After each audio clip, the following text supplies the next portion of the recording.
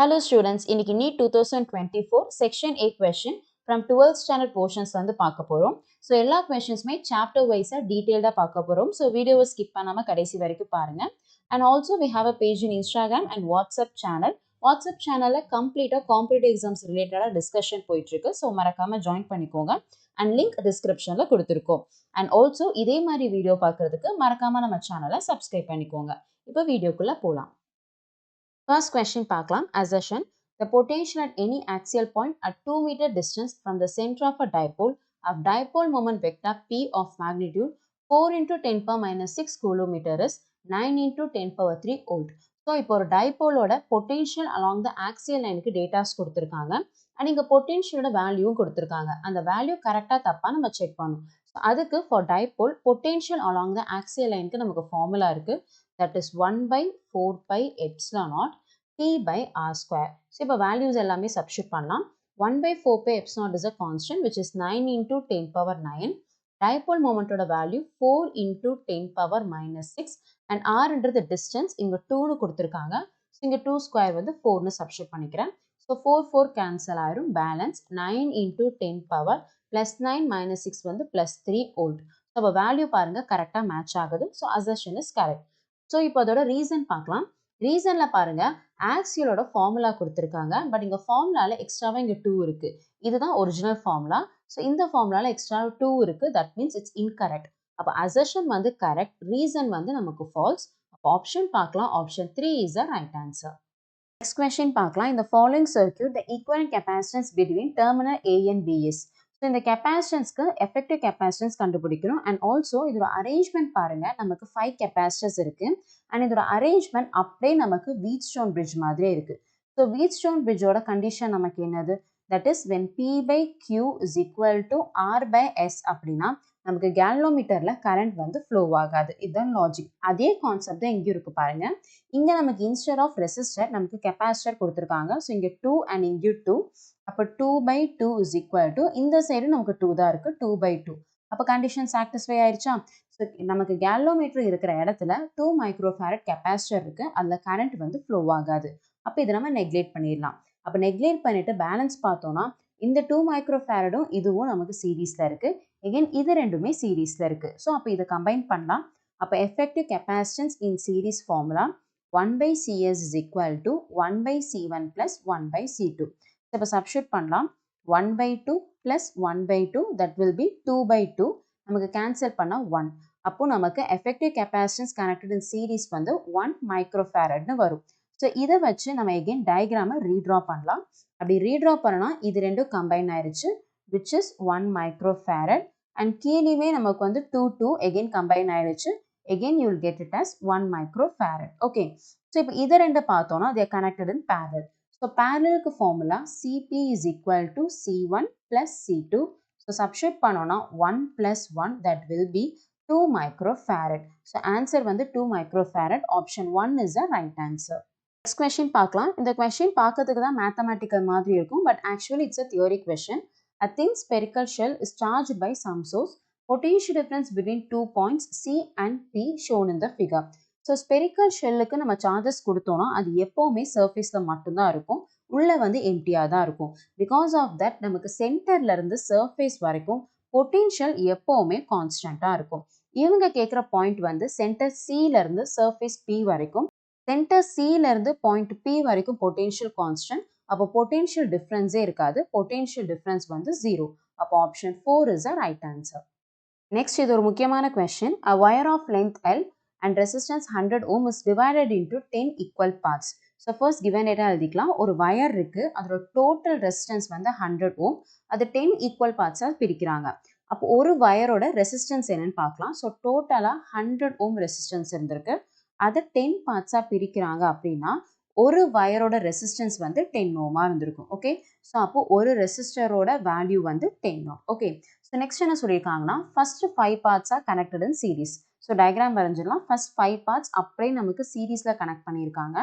So 5 resistors connected in series. எல்லாமே நமக்கு என்னன்னா 10 ஓம். ஸோ நீங்கள் 10ன்னு எடுக்கிறதுக்கு பதிலாக ஆறுன்னு எழுதிக்கலாம். ஸோ எல்லாமே ரெசிஸ்டன்ஸ் வந்து R. ஓகே. நெக்ஸ்ட் என்ன சொல்கிறாங்க அப்படின்னா while next 5 parts are connected in parallel. So next 5 parts வந்து பேரலாக கனெக்ட் பண்ணியிருக்காங்க அண்ட் அதையுமே 2 combinations are again connected in series. அப்போ இதோடய தான் கனெக்ட் பண்ணியிருக்காங்க. ஸோ அப்போ இங்கேருந்து நமக்கு 5 ரெசிஸ்டர்ஸ் வந்து பேரலில் இருக்குது. ஸோ இதுதான் டயக்ராம். ஸோ 5 ரெசிஸ்டர்ஸ் பேரலில் இருக்குது. எல்லாமே எகெயின் 10 ஓம் தான். ஸோ ரெசிஸ்டன்ஸ் ஆர் தான். ஸோ அவங்க கேட்குறது the resistance of the final combination. So இதுக்கு ஷார்ட்டாக ஒன்று தெரிஞ்சுக்கோங்க. எல்லாமே identical resistance. So resistance connected in சீரீஸோட formula RS is equal to R1 plus R2னு போகும். அதே நமக்கு ஐடென்டிக்கல் ரெசிஸ்டன்ஸாக இருந்துச்சுன்னா RSன்றது NRன்னு எழுதிக்கலாம். Nன்றது நம்பர் ஆஃப் ரெசிஸ்டன்ஸ். அதே மாதிரி ஐடென்டிக்கல் ரெசிஸ்டன்ஸ் கனெக்டட் இன் பேரலல்னா RPக்கு R by Nன்னு எழுதிக்கலாம். எகெயின் Nன்றது நம்பர் ஆஃப் ரெசிஸ்டன்ஸ். இங்கே பாருங்க, இங்கே 5 ரெசிஸ்டர்ஸ் பேரலில் இருக்குது. எல்லாமே நமக்கு சேம் தான். அப்போ இதை நம்ம கம்பைன் பண்ணோம்னா இந்த ஃபார்முலா நம்ம சூஸ் பண்ணிக்கலாம். That is RP is equal to Rோட வேல்யூ வந்து 10 ohm. So 10 ohm. எத்தனை ரெசிஸ்டர்ஸ் கனெக்ட் பண்ணியிருக்கோம்? 5. So 5. That is equal to நமக்கு 2 ohmனு கிடைக்கும். ஓகே, அப்போ இதெல்லாம் கம்பைன் ஆகி நமக்கு 2 ohm கிடைச்சிருச்சு. ஸோ எகெயின் வேணும்னா நம்ம ரீட்ரா பண்ணலாம். அப்படி இல்லைனா இது எல்லாமே சீரீஸ் தானே, அப்போ இதெல்லாம் நம்ம கம்பைன் பண்ணலாம். ஸோ இங்கே 5மே நமக்கு identical resistance again connected in series. So சீரீஸ்க்கு ஃபார்முலா என்ன சொன்னேன்? RS is equal to NR. Again RS is equal to எத்தனை ரெசிஸ்டர் இருக்கு? 5 ரெசிஸ்டர்ஸ். அப்போ Nன்ற இடத்துல நான் 5னு சப்ஸ்டியூட் பண்ணுறேன். Rன்றது ரெசிஸ்டன்ஸ் வேல்யூ, அது வந்து 10. அப்போ 5 into 10 நமக்கு 50 ஓம்னு கிடச்சிருச்சு. ஓகே, ஸோ இப்போ எகெயின் ரீட்ரா பண்ணலாம். இந்த 5 ரெசிஸ்டன்ஸும் கம்பைன் பண்ணி 50 ஓம். ஸோ நான் ரீட்ரா பண்ணுறேன். இது வந்து நமக்கு 50 ஓம். அண்ட் நெக்ஸ்ட் இதெல்லாம் கம்பைன் பண்ணி நமக்கு வந்து 2 ஓம். ஓகே, ஸோ இப்போ இது ரெண்டும் எகெயின் நமக்கு சீரீஸில் தான் இருக்குது. ஸோ சீரீஸோட formula RS is equal to R1 plus R2. So இங்கே R1ன்ற இடத்துல நமக்கு 50 இருக்குது, R2ன்ற இடத்துல 2 இருக்குது, which is equal to 52 ohm. So we'll check the option. Option 2 is the right answer. Next question பார்க்கலாம். The terminal voltage of a battery whose EMF is 10 volt and internal resistance 1 ohm when connected through an external resistor 4 ohm. So diagram பாருங்க, battery கொடுத்திருக்காங்க which has 10 volt. பக்கத்துல ஒரு internal resistance இருக்கு which is 1 ohm. And அது ஒரு external ரெசிஸ்டரோட connect பண்ணியிருக்காங்க 4 ohm. Okay, so இப்போ இங்கே என்ன கேட்குறாங்கன்னா terminal voltage of the battery கேட்குறாங்க. தட் இஸ் பொட்டென்ஷியல் டிஃபரன்ஸ் கேட்குறாங்க. ஃபர்ஸ்ட் அதுக்கு நம்ம கரண்ட் கண்டுபிடிக்கணும். ஸோ கரண்ட்டோட formula I is equal to E by R plus R. So value substitute பண்ணலாம். Eன்றது EMF 10 volt, external resistor 4 ohm plus internal resistance 1. So அப்போ 10 by நமக்கு 5னு கிடைக்கும். That is current I is equal to 2 ampere. Current நமக்கு கிடைச்சிருச்சு. So இப்போ potential difference கண்டுபிடிக்கிறதுக்கு formula that is V is equal to E minus IR. So again Eன்ற இடத்துல நம்ம 10 சப்ஸ்டியூட் பண்ணலாம். I நம்ம கண்டுபிடிச்சிட்டோம் which is 2. Internal resistance is 1. Okay, so 10 minus 2 that is equal to 8 volt. So 8 volt is a correct answer. Option 3 is a correct answer. அடுத்த question பார்க்கலாம். A tightly wound 100 turns coil of radius 10 cm carries a current 7 ampere. So first given data எழுதிக்கலாம். Number of turns வந்து 100. So n வந்து 100. Radius வந்து 10 cm which is 0.1 meterனு SI யூனிட்ல எழுதிக்கலாம். Current I வந்துட்டு 7 ampere. So இப்போ அவங்க என்ன கேட்குறாங்கன்னா the magnitude of magnetic field at the center of a coil. So ஒரு circular coil இருக்கு, அதில் current I வந்து பாஸ் ஆயிட்டு இருக்கு. சென்டரில் magnetic field கேட்குறாங்க. ஸோ அதுக்கு formula B is equal to mu naught I by 2R. So இதுதான் magnetic field at the centre of a circular காயிலோட டைரக்ட் ஃபார்முலா. நமக்கு நம்பர் ஆஃப் டர்ன்ஸ் கொடுத்தனால n வந்து ஆட் பண்ணிக்கலாம். ஸோ இப்போ வேல்யூ சப்ஸ்டியூட் பண்ணலாம். nன்றது 100. So 100. mu naught is a constant. So substitute பண்ணோம்னா 4 pi into 10 power minus 7. Current I வந்து 7 by 2R. Rன்றது radius which is 0.1. Okay, so இப்போ கேன்சல் பண்ணலாம். திஸ் இஸ் 1 அண்ட் இது வந்து நமக்கு 2. ஸோ 2 into pi expand பண்ணோம் அப்படின்னா 22 by 7 balance into 10 power minus 7. இங்கே 100ல plus 2 இருக்குது, அப்போ plus 2னு எழுதிக்கலாம். into மேலே நமக்கு 7 இருக்கு, கீழே 0.1 0.1 10 power minus 1னு எழுதிக்கலாம். ஸோ இப்போ கேன்சல் பண்ணுங்க. 7 7 கேன்சல் ஆயிரும். பேலன்ஸ் 2 into 22 வந்து 44. So 44 into 10 power minus 7 plus 2 வந்து minus 5. அண்ட் கீழே நமக்கு மைனஸ் 1 இருக்கு, மேலே போச்சுன்னா ப்ளஸ் 1. ஸோ அப்போ இது டோட்டலாக 44 into 10 power minus 4னு வரும். ஆப்ஷன் பாருங்க மில்லியில் இருக்கு. அப்போ எப்படி எழுதிக்கலாம்? 4.4 into 10 power minus 3 டெஸ்லான்னு எழுதலாம். தட் இஸ் மேக்னெட்டிக் ஃபீல்டோட value 4.4 millitesla. Option 3 is the right answer. Next question, in a uniform magnetic field of 0.049 Tesla, the magnetic needle performs 20 oscillation in 5 seconds. The moment of inertia of needle கொடுத்திருக்காங்க. If the magnitude of magnetic moment of a needle கொடுத்திருக்காங்க. இதில் x ஓட value என்னன்னு தான் கேட்குறாங்க. So question என்னன்னா, ஒரு uniform magnetic ஃபீல்டில் மேக்னெட்டிக் நீடில் ஆசிலேட் பண்ணுறாங்க. ஸோ அப்போ ஃப்ரீக்வன்சி கொடுத்தாச்சு, அதை வச்சு மேக்னெட்டிக் மொமெண்ட்டில் இருக்க எக்ஸ் வேல்யூ கேட்குறாங்க.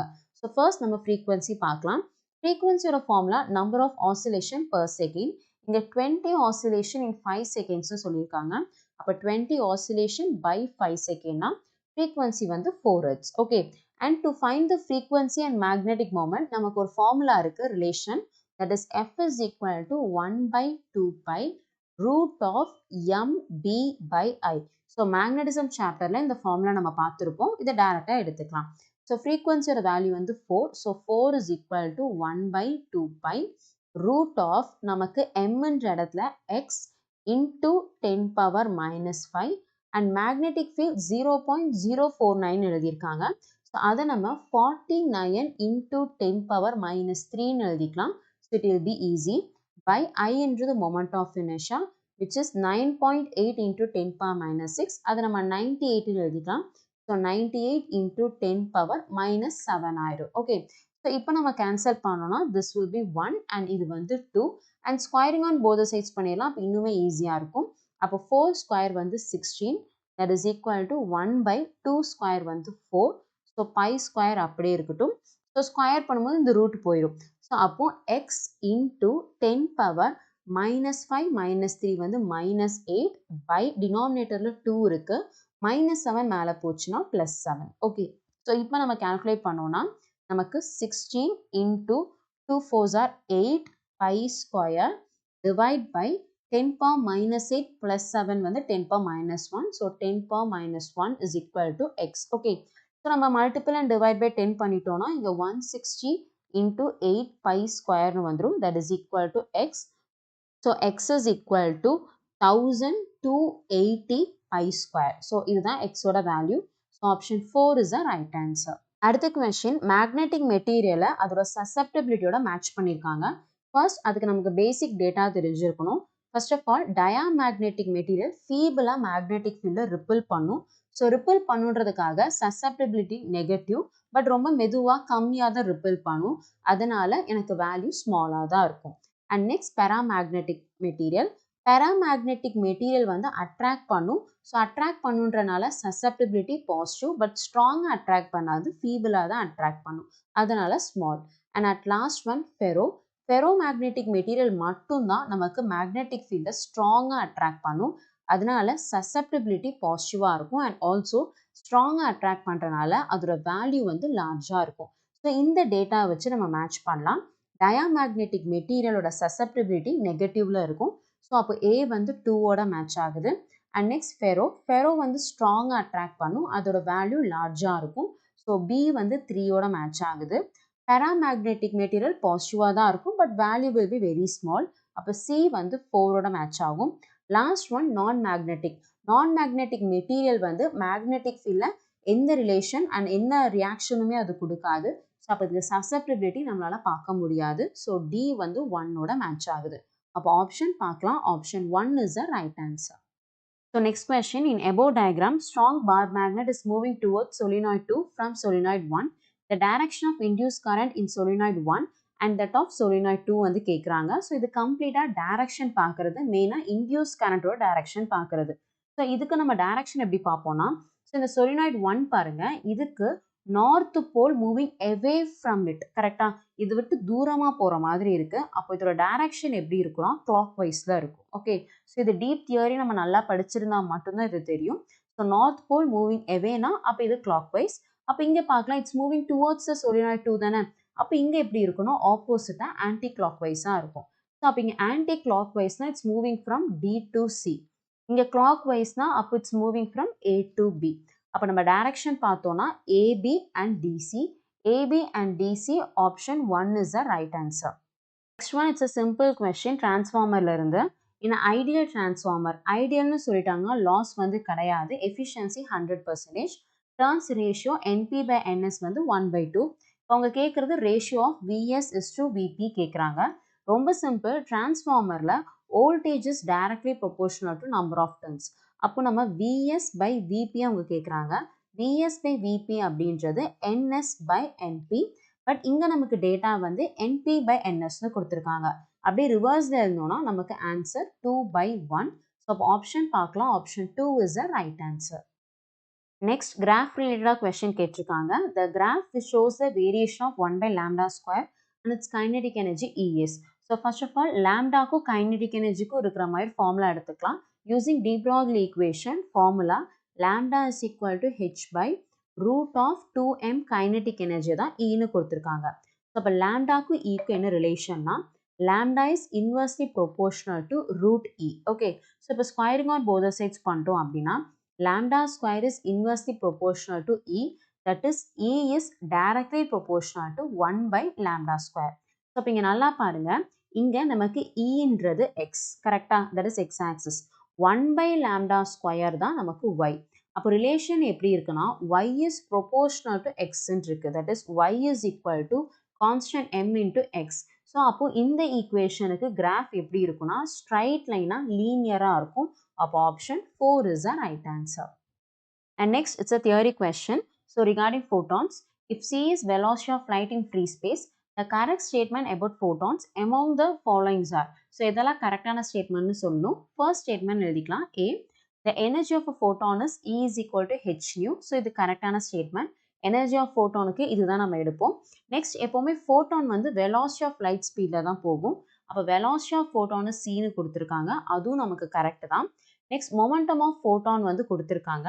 ஸோ நமக்கு எனர்ஜிக்கும் மொமெண்டம்க்கும் relation E is equal to PCன்னு சொல்லுவோம். அப்போ momentum P is equal to E by C. Eன்ற இடத்துல இதை நம்ம சப்ஸ்டிட் பண்ணியிருக்கோம், அவ்வளோதான். கரெக்டா? ஸோ அப்போ C ஸ்டேட்மெண்ட்டும் நமக்கு கரெக்டாக தான் இருக்குது. D பார்க்கலாம். In photo-electron collision, that is photoelectric emissionல both energy and momentum are conserved. So நமக்கு அங்கே லாஸ் இருக்காது, எனர்ஜி அண்ட் மொமெண்டம் கன்சர்வ்டாக தான் இருக்கும், அதுவும் கரெக்ட் தான். Last one, photon possess positive சார்ஜ்னு சொல்கிறாங்க, அது வந்து ராங். ஸோ ஃபோட்டான்றது ஒரு எனர்ஜி, அது வந்து எலக்ட்ரிக்கலி நியூட்ரலாக இருக்கும், அது பாசிட்டிவ் சார்ஜ் கிடையாது. ஸோ லாஸ்ட் ஸ்டேட்மெண்ட் மட்டும்தான் இன்கரெக்ட், மற்றபடி ABCD எல்லாமே கரெக்ட். அப்போ option 2 is the right answer. Next, again a theory question. Statement 1. Atoms are electrically neutral as they contain equal number of positive and negative charges. So, இது வந்து correct. இப்போ ஒரு ஆட்டம்னு எடுத்துக்கிட்டோம்னா அது எவ்வளோ நம்பர் ஆஃப் ப்ரோட்டான்ஸ் இருக்கோ equal number of electrons வந்து நியூக்ளியஸை சுற்றிட்டே இருக்கும். அப்போ ப்ரோட்டானும் எலக்ட்ரானும் ஈக்குவலாக இருக்கும். ஸோ அப்போ நமக்கு ஈக்குவல் சார்ஜஸ் ரெண்டுமே கேன்சல் ஆயிரும். So because of the electrically neutral. So statement 1 correct. அதே நம்ம ஸ்டேட்மெண்ட் 2 பார்க்கலாம். Atoms of each element are stable and they emit the characteristic spectrum. So இது வந்து incorrect. அது ஸ்டேபிளாக இருக்கும்போது எந்த ஸ்பெக்ட்ரமும் எமிட் பண்ணாது. So statement 2 is incorrect. அப்போ ஆப்ஷன் பார்க்கலாம். Statement 1 is correct and statement 2 is incorrect. Option 3 is the right answer. Next question, இது ரொம்பவே முக்கியமான question. For given spectral line transition wave length வந்து மேட்ச் பண்ண சொல்லியிருக்காங்க. ஸோ இந்த கொஸ்டினை ரெண்டு விதமாக அப்ரோச் பண்ணலாம். ஃபர்ஸ்ட் மெத்தட், நம்ம வேவ் லென்த் கண்டுபிடிக்கிறதுக்கு டைரக்ட் ஃபார்முலா யூஸ் பண்ணிக்கலாம். That is 1 by lambda is equal to R into 1 by n2 square minus 1 by n1 square. இந்த ஃபார்முலா நம்ம யூஸ் பண்ணிக்கலாம். பட் இந்த ஃபார்முலா யூஸ் பண்ணி ஆன்சர் கண்டுபிடிச்சாலும் நமக்கு வந்து டைம் ரொம்ப எடுக்கும். அப்போ ஷார்ட்டாக நம்ம எப்படி ஹேண்டில் பண்ணலாம்னா ரொம்ப சிம்பிள். நமக்கு energy E is equal to hc by lambdaன்னு தெரியும். ஸோ இப்போ ஒரு டிரான்சிஷன் அண்டர்கோ பண்ணும்போது எப்போ நமக்கு எனர்ஜி மேக்ஸிமமாக இருக்கும் அப்போ தான் நமக்கு வேவ் லென்த் வந்து மினிமமாக இருக்கும். அப்போ எந்த டிரான்சிஷனில் எனர்ஜி மேக்ஸிமம்னு பார்க்கலாம். எப்போ நமக்கு அதிகமான எனர்ஜியை மீட் பண்ணணும்னா நிறைய லெவல்ஸை கிராஸ் பண்ணும்போது. அப்போ இங்கே ஃபர்ஸ்ட் ஒன் பாருங்க 3 to 2 ஒரே ஒரு லெவல் தான் கிராஸ் பண்ணியிருக்கு. அதே நமக்கு 6 to 2 போது நிறைய லெவல்ஸை கிராஸ் பண்ணுதா. அப்போ இங்கே தான் நமக்கு எனர்ஜி வந்து அதிகமாக எமிட் ஆகும். ஸோ அப்போ எனர்ஜி அதிகமாக இருந்தால் வேவ் லென்த் கம்மியாக இருக்கும். ஸோ நான் ஃபர்ஸ்ட் நான் எனர்ஜி எழுதிக்கிறேன்.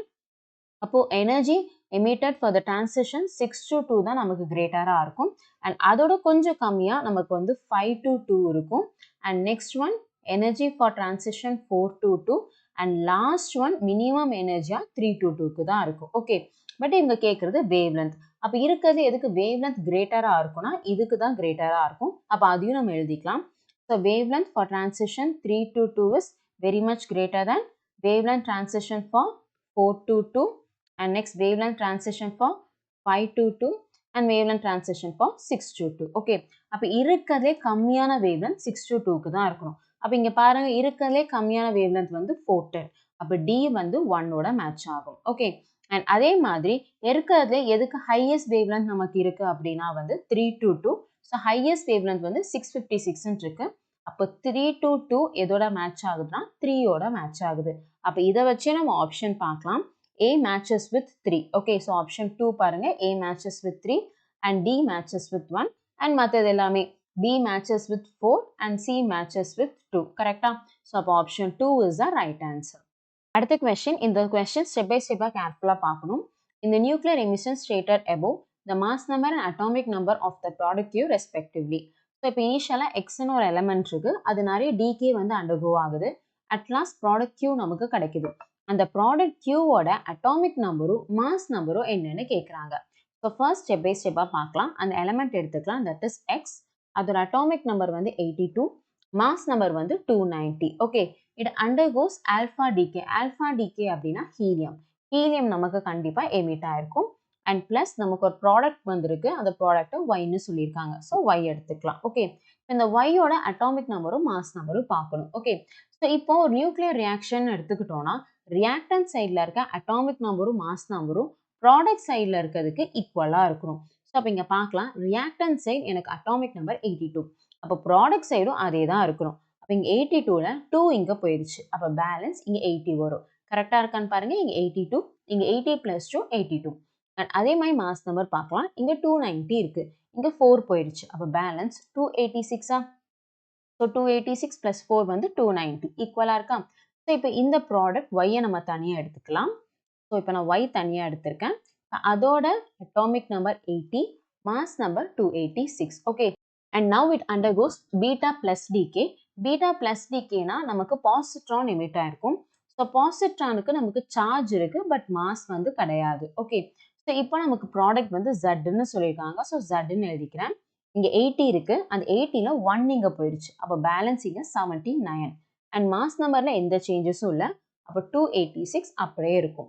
ஸோ இதுதான் நமக்கு ப்ராடக்ட் Z. ஓகே, நெக்ஸ்ட் இப்போ Z எடுத்துக்கலாம். நான் Z எடுத்திருக்கேன். ஸோ Zோட atomic number 79, again mass number வந்து 286. Okay, so again it undergoes beta minus decay. Beta minus டிகேனா எலக்ட்ரான் வந்து எமிட் ஆகும். ஸோ எலக்ட்ரானுக்கு negative charge, so -1, but mass number வந்து மாறாது, அது 0 தான். ஓகே, ஸோ அதோட ப்ராடக்ட் வந்து Pன்னு சொல்லியிருக்காங்க. அப்போ இங்கே பாருங்கள், இங்கே 79 இருக்குது, இங்கே -1 இருக்குது. அப்போ நான் இங்கே 80 போட்டால் தான் 80 - 1 79. கரெக்டாக? அண்ட் மாஸ் நம்பர் எகெயின் மாறவே மாறாது, 286 எழுதியாச்சு. இப்போ ப்ராடக்ட் P கிடச்சிருச்சு. ஸோ நெக்ஸ்ட் எகெயின் இந்த ப்ராடக்ட் P எடுத்துக்கலாம். அதோட அட்டாமிக் நம்பர் வந்து 80, மாஸ் நம்பர் வந்து 286. ஓகே, ஸோ எகெயின் அவங்க beta minus, that is electron minus கொடுத்துருக்காங்க. தட் மீன்ஸ் எலக்ட்ரான் தான் எமிட் ஆயிருக்கு. அப்போ -1 எலக்ட்ரான், மாஸ் நம்பர் மாறாது. இப்போ ப்ராடக்ட் வந்து Q. அப்போ இங்கே பாருங்க, இங்கே 80 இருக்குது, இங்கே -1 இருக்குது. அப்போ 81 - 1 தான் 80. கரெக்டா? அண்ட் மாஸ் நம்பர் மாற போகிறதுல ஸோ 286 தான். ஓகேங்களா? அப்போ கடைசியில் இந்த ப்ராடக்ட் Qவோட அட்டாமிக் நம்பர் வந்து 81, மாஸ் நம்பர் வந்து 286. So we check the option 286, 81. Option 4 is the right answer. And next one, இது ரொம்பவே முக்கியமான question. Step by step equation எழுதணும். A light ray enters through a right angle prism at point P with angle of incidence 30 degree. So இங்க initial angle of incidence வந்து 30 degree சொல்லிட்டாங்க. So I1 வந்து 30 degree. Right angle prism, அப்ப angle of the prism A is equal to 90 degree. Next என்ன சொல்லியிருக்காங்கன்னா, it travels through the prism parallel to its base BC and emerges along the face AC. So எனக்கு வந்து refract ஆகி வெளியே போகும்போது surface வழியிலேயே அது வந்து எமர்ஜ் ஆயிருச்சு. இப்போ அவங்க என்ன கேட்குறாங்கன்னா, refract index of the prism. So இனிஷியலாக இது ஏர் மீடியமில் வச்சுருக்காங்க. ஸோ ஏர் மீடியமுக்கு ரிஃப்ராக்ட் இண்டெக்ஸ் வந்து 1, பட் ப்ரிசமுக்கு ஒரு ரிஃப்ராக்ட் இண்டெக்ஸ் இருக்கும், அது மியூ. அண்ட் ஆல்சோ இங்கே angle of incidence 30, angle of emergent வந்து 90, ஏன்னா நமக்கு சர்ஃபேஸ் வழியிலே பாஸ் ஆயிடுச்சு. அப்போ நமக்கு இங்கே I1 30, R1 நமக்கு தெரியாது, கண்டுபிடிக்கணும்.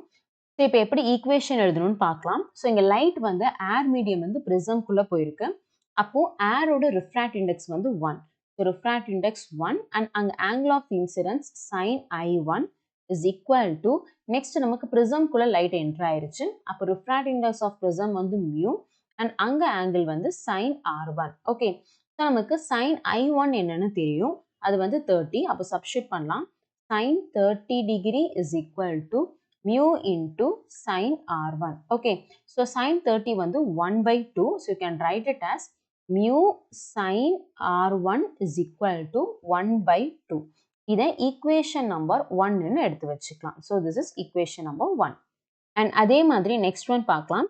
இப்போ லைட் ரே நமக்கு ப்ரிசம்லேருந்து எகைன் ஏருக்கு போகுது. ஸோ ப்ரிசமோட ரிஃப்ராக்ட் இண்டெக்ஸ் வந்து mu2 அண்ட் அங்கே இருக்க ஆங்கிள் வந்து sin r2 that is equal to air மீடியம்க்கு தானே வெளியே வருது. ஸோ ஏரோட ரிஃப்ராக்ட் இண்டெக்ஸ் 1 அண்ட் இங்கே நமக்கு i2 என்னன்னா 90. ஸோ நம்ம sin i2ன்னு எழுதலாம் ஆர்எல்ஸ் 90 டிகிரின்னு எழுதிக்கலாம். ஸோ இது வந்து நமக்கு 1 ஆயிரும். அப்போ mu sin r2 is equal to 1.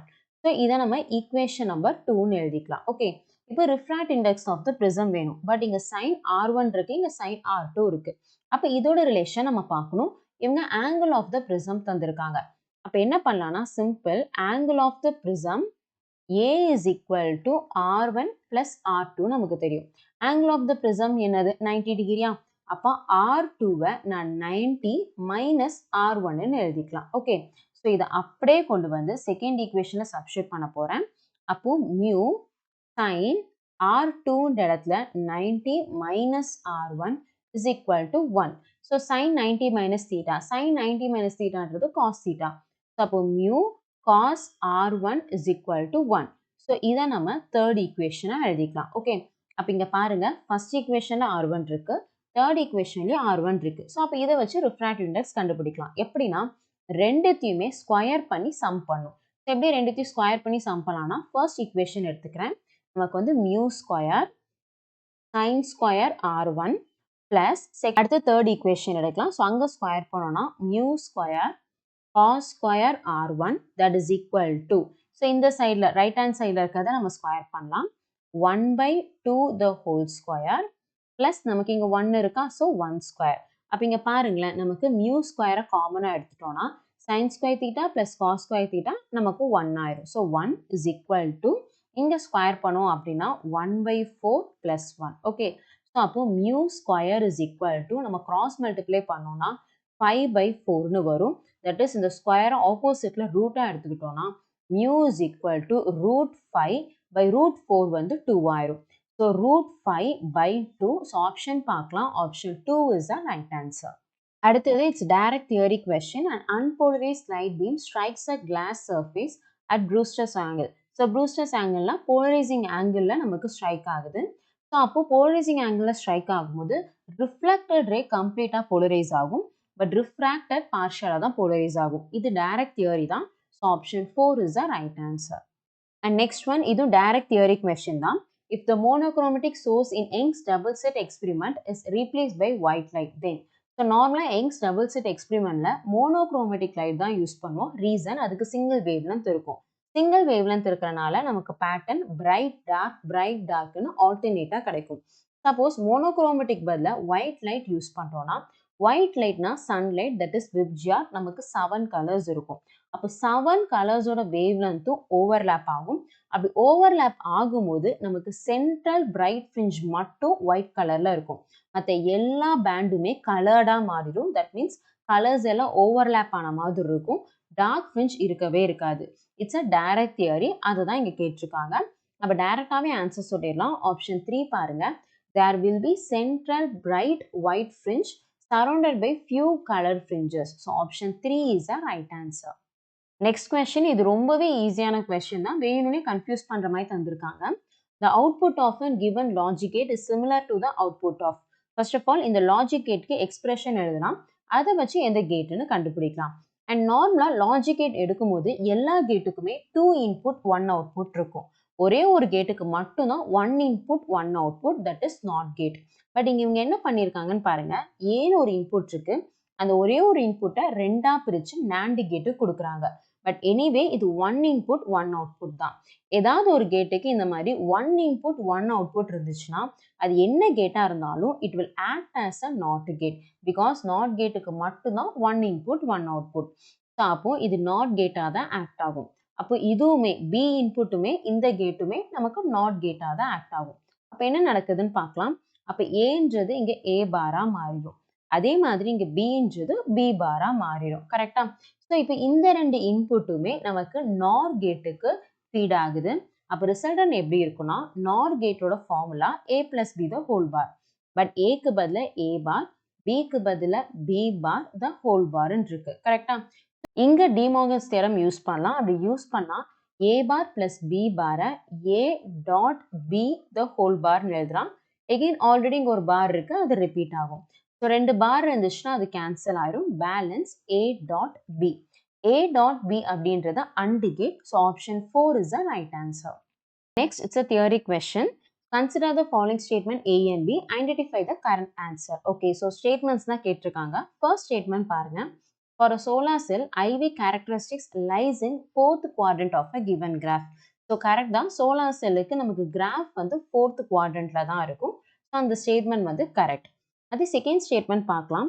In a reverse bias PN junction diode, the current measured in microampere is due to majority charge கேரியர்ஸ்ன்றாங்க. இது வந்து தப்பு. ஸோ ரிவர்ஸ் பயாஸ்ல மைக்ரோஆம்பியர் கரண்ட் தான் பாஸ் ஆகும். பட் நாட் டியூ டு மெஜாரிட்டினால pass ஆகாது, மைனாரிட்டினால தான் பாஸ் ஆகும். ஸோ இங்கே மெஜாரிட்டின்னு சொல்லியிருக்காங்க. It's incorrect statement. அப்போ ஏ வந்து கரெக்ட், பி வந்து இன்கரெக்ட். அப்போ ஆப்ஷன் பார்க்கலாம். Option 1 is the right answer. Last question, இது ரொம்பவே சிம்பிளான question. A logic gate provides the output Y as per the following truth table. So truth table பாருங்க, நமக்கு ஏ அண்ட் பின்றது இன்புட், ஒய்ன்றது அவுட்புட். ஸோ எந்த எக்ஸ்பிரஷன் மேட்ச் ஆகுதுன்னு கேட்குறாங்க. ஸோ ரொம்ப simple, the expression for output Y. இப்போ ஒவ்வொரு ஆப்ஷனுக்கு எது மேட்ச் ஆகுதுன்னு பார்க்கலாம். லாஸ்ட்லேருந்து வரலாம். ஆப்ஷன் 4 பாருங்க, பி இஸ் ஈக்குவல் டு ஒய்ன்ற மாதிரி கொடுத்துருக்காங்க. பட் பியும் ஒய்யும் ஈக்குவல் கிடையாது. ஸோ ஆப்ஷன் 4 கிடையாது. அதே 3 பாருங்க, பி பார் தட் இஸ் பியோட இன்வர்ஸ் தான் ஒய்ன்னு சொல்லியிருக்காங்க. அப்போ இங்கே பார்க்கலாம், பியில் நமக்கு 0 1 0 1 இருக்கு. இதுக்கு அப்படியே இன்வர்ஸாக தான் ஒய் 1 0 1 0 இருக்கு. அப்போ ஒய்ன்றது நமக்கு பி பார் தான். அப்போ option 3 is the right answer. Okay students, இப்போ வீடியோட எண்டுக்கு வந்துட்டோம். இந்த வீடியோ உங்களுக்கு பிடிச்சிருந்துச்சுன்னா லைக் அண்ட் ஷேர் பண்ணுங்க. அண்ட் இதில் ஏதாவது டவுட்ஸ் இருந்துச்சுன்னா மறக்காம கமெண்ட் பண்ணுங்க.